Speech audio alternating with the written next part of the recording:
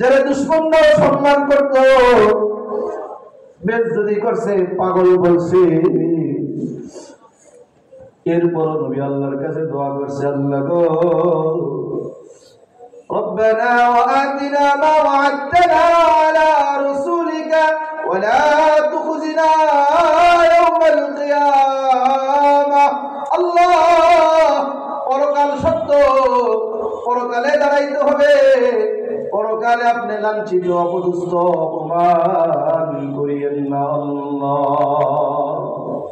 ও মুসলমান ইমানদার, আপনার কাছে আমার কাছে কি হিসাব আছে একটু চিন্তা করে বলেন। আল্লাহ পাক আমাকে আপনাকে হুঁশ হারিয়ে দিচ্ছে, বলতেছে আল্লাহ হাসিবতুম আন্নামা খালাকনাকুম আবাসা। ও বান্দা, তুমি কি মনে করছো তোমার আমি অনর্থক সৃষ্টি করছি?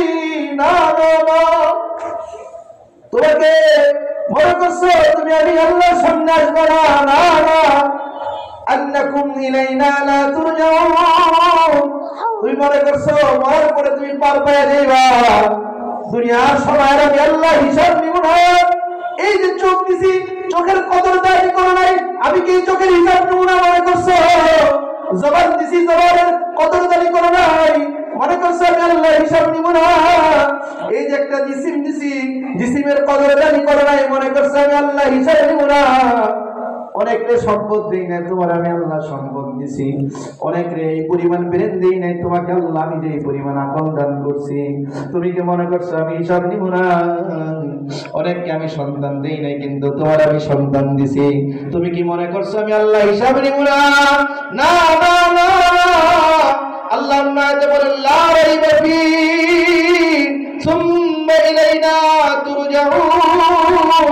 অবশ্যই অবশ্যই কোনো সন্দেহ নাই, সবাইকে আমি আল্লাহর সামনে কাঠগড়ায় দাঁড়ায়া হিসাব দিতে হবে।